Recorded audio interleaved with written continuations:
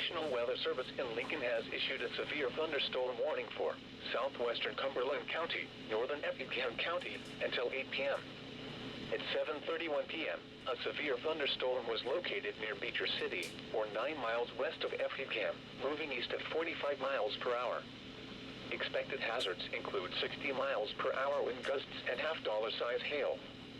This is a radar-indicated threat. The following impacts are expected. Hail damage to vehicles is expected. Expect wind damage to roofs, siding, and trees. This severe thunderstorm will be near Effingham and Shumway around 7:35 p.m.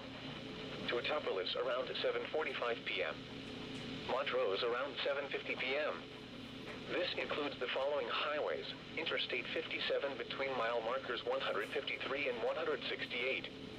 Interstate 70 between mile markers 81 and 105.